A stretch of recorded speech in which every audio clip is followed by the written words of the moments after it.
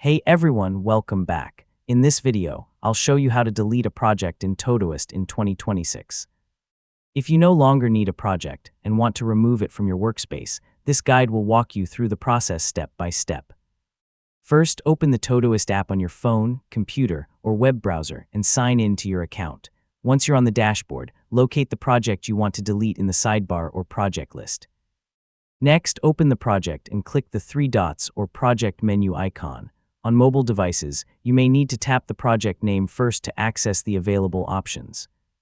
Now select Project Settings or Edit Project, depending on the platform you're using. Scroll down until you find the Delete Project option.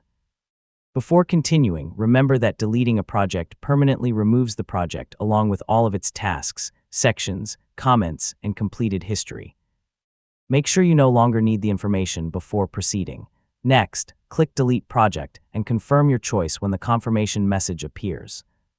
Todoist will immediately remove the project from your account.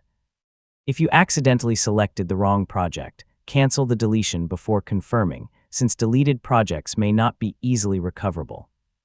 Finally, review your remaining projects to make sure your workspace stays organized and only contains the projects you actively use. And that's it.